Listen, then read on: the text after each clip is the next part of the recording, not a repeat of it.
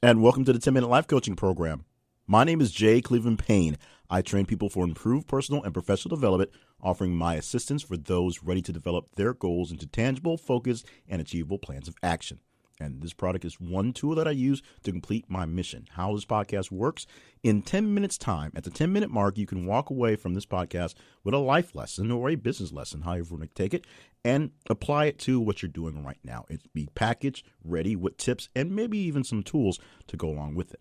If you find that the lesson you listened to today sounds fairly familiar, like something you're already trying to accomplish in your task, well, what you're seeing and hearing and feeling is a sense of encouragement that what you have going on is a good path.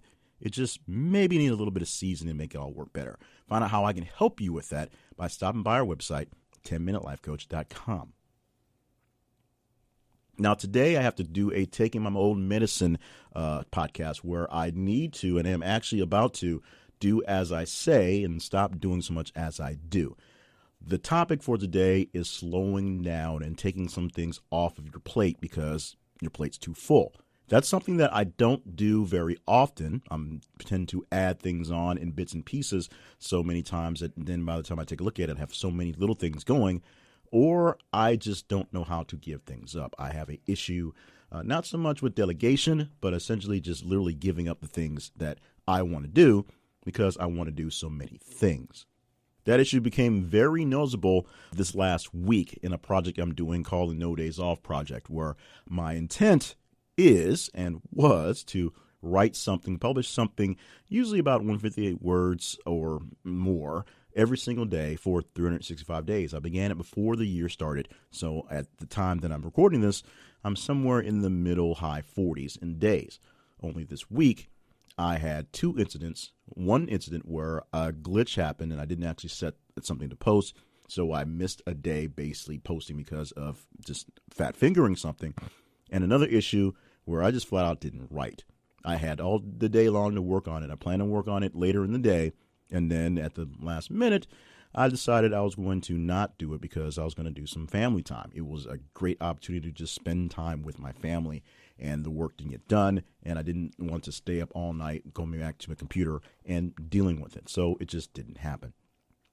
So my No Days Off project did not work off as planned because I obviously took a day off. But the lesson I learned in the process is that sometimes that happens. Sometimes the problem is you had so many things going on that it was impossible to do. It would be easy for me to take some time to write something in the middle of the day because that's basically what I've been doing. In fact, I actually have bits of things ready to go that just need a little editing, a little bit of teasing, a little snippet here and there, and can be posted. I just did not find the time to get around to doing that throughout the day because it was a very busy day. A lot of things going on, a lot of them for the work part, the 9 to 5 stuff, a lot of them just keeping up bookkeeping for this project here and other projects I have going on. So it came down to when it was time to spend time with the family, because my goal this year is to spend more time, giving them more of my first fruits, more of my first time, and then instead of the time that's left over, I decided to do family time and not do the project. Now, the project won't hurt for much because, like I said, it's 365 days worth of entries. This is in the 40s, so it's a month and a half in. And, of course, no one has actually really picked up on it. No one's really putting a lot of feedback into it on the outskirts. So it's not like anybody's really missing that one day of content. However, it is a project that is very important to me because what it will lead up to is essentially the manuscript for a book I'm going to re-edit and publish about a year or so after this is done. I'm going to take a full year to whittle out the ideas and take some time to work on it and then have someone professionally do this. So that's a big project coming on. So I can't give it up, or can I? Here's the deal.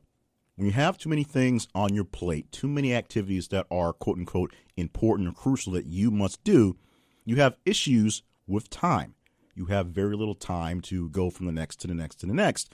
So many times those projects end up getting blurred in the process. So something that's meant for one thing gets tossed into another, and then they both get ruined in the case. There's also the case of finding new things to do. If you don't have the free time to offer up for that new grand thing that you're waiting for to do, when it actually comes up, you can't do it. That is why time came late in the evening to just spend time with the family, do something family-wise, and I did it. A project that I'm saying is going to be a major something, even though it's in the early stages, something that needs to be done consistently over and over and over, got squashed, got bumped. The nature of the project, the spirit of the project is defunct.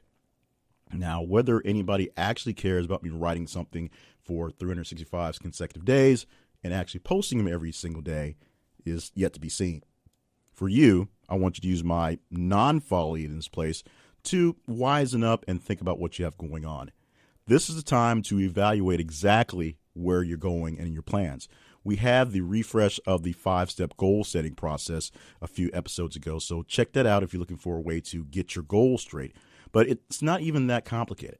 It's basically taking a look at the past day or the day forward, going through a full day, seeing what you did throughout the day and realizing what it was being done that didn't need to be done by you, what was being done that you had no idea that needed to be done by you, and figuring out all the things that must be taken care of, and then find ways to delegate or eliminate what does not need to be done.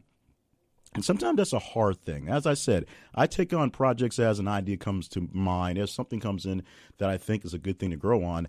I'll put it as a note and work on it at some point in time. And then at various points in times, that idea will pop up, or a chance to throw that idea out with someone to get some feedback on it comes. And it's a spark that I believe I have to run with like a wildfire.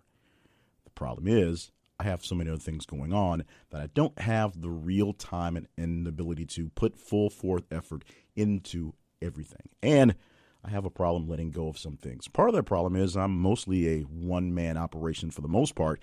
I do have some virtual help and some help here or there from various people, but most of the work and production I do in my projects is all about me. So if I'm not doing it, it doesn't necessarily get done. It doesn't necessarily get done on time. It doesn't necessarily get done to a certain standard. Maybe I could back away from the standard, but still have to find someone to actually get the thing done. If you're a person who has problems letting go of things because you don't think other people can get them done, you've got to fix that very quickly. You have to give that to them, give that to people who will take it, who want to do it, who have a love for it, or maybe can be coerced to love it for some sort of monetary gain, and will get it completed.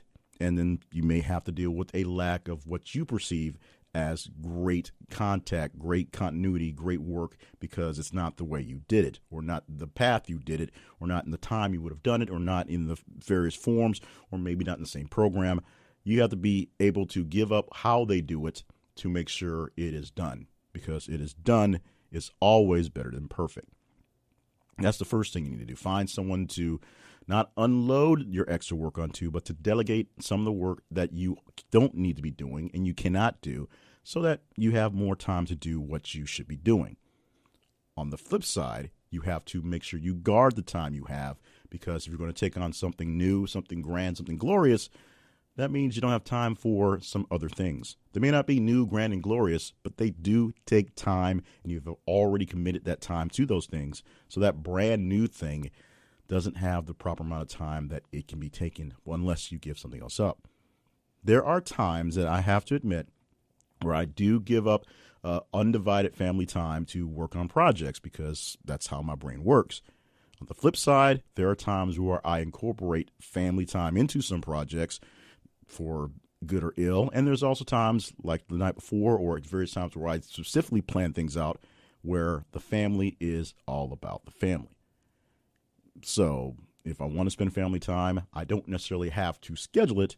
But if family time becomes available, something great happens, I do have to make sure that my schedule allows me to get into things that are crucial. This one project, it'll be great a year from now when I have all this data and can use it for the next thing coming up a year from then.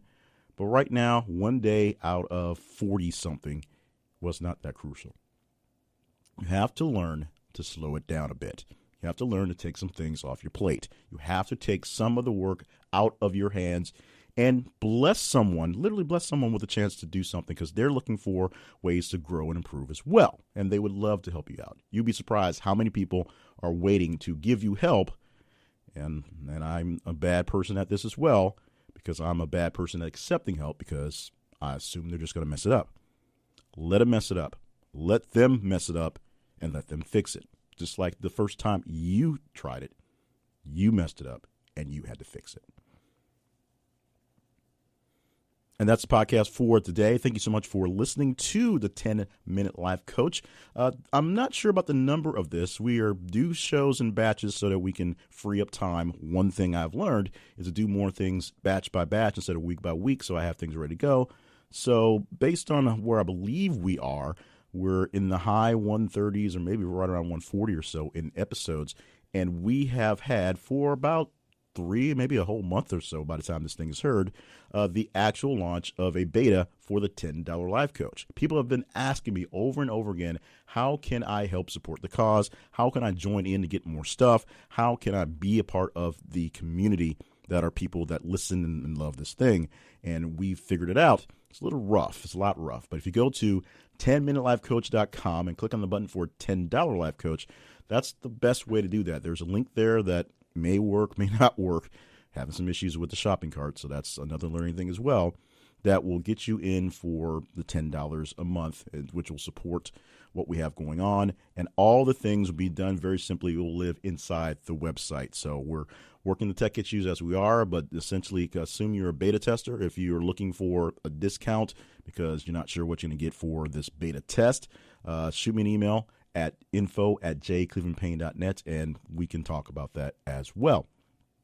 The things you can do is at the same website, click on the page for one-on-one coaching. If you're ready for one-on-one coaching, their prices listing, the price list is there. The price list is there, along with email link to reach out to me so we can talk about how to schedule getting things done there as well. We did have a calendar function that was built into something.